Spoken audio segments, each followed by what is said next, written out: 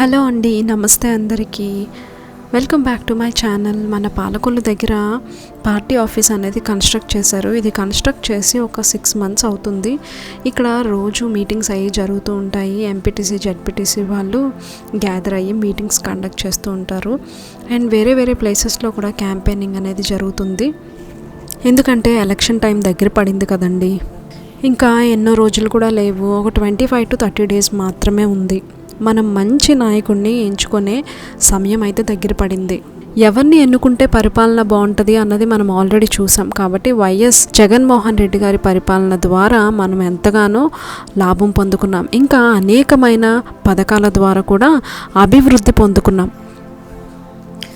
గతంలో నవరత్నాలు అనే కొన్ని పథకాలను వైఎస్ జగన్మోహన్ రెడ్డి గారు వెల్లడి చేయడం జరిగింది.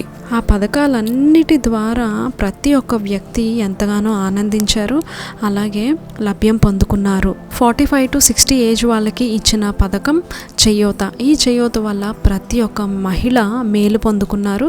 అలాగే దానివల్ల చాలామంది వ్యాపారాలు చేసుకుని అభివృద్ధి కూడా పొందుకున్నారు. అలాగే ఆరోగ్యశ్రీ పథకం ద్వారా అనేక మంది, వేల మంది కాదు, లక్షల మంది కాదు, కొన్ని కోట్ల మందికే మెరుగైన వైద్యం అందిస్తున్నారు. నిజంగా ఇది ఎవరికి సాధ్యమండి?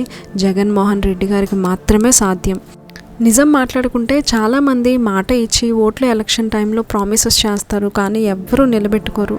అలాంటిది మాట ఇచ్చి మాట తప్పకుండా మాటను నిలబెట్టుకునే గొప్ప వ్యక్తి జగన్ గారు. ఆయన పదవి ఎక్కిన వెంటనే కరోనా వచ్చింది. అందరూ చాలా భయపడ్డారు, ఎట్లా ఏంటి అని.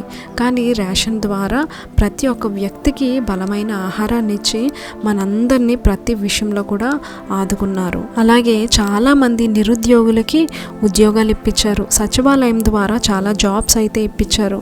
10th పాస్ అయిన వాళ్ళకి వాలంటరీ జాబ్స్ ఇచ్చి వాళ్ళ ద్వారా ప్రతి నెల 1వ తారీఖు రాగానే ఎర్లీ మార్నింగ్ వాలంటీర్స్ ఇంటింటికి వెళ్ళి వృద్ధులకు పెన్షన్ అందజేసేవారు. దానివల్ల చాలామంది వృద్ధులు ఎంతో ఆనందించేవారు. ఇంకా విద్యా దీవెన, ఫీజు రియంబర్స్మెంట్, అమ్మఒడి ఇలాంటి పథకాల ద్వారా అనేక మంది విద్యార్థులకు బంగారు బాట వేశారు మన జగన్మోహన్ రెడ్డి గారు. కాబట్టి మనందరము కృతజ్ఞత కలిగి మన పవిత్రమైన ఓటుని జగన్ గారికి వేసి గెలిపిద్దాం.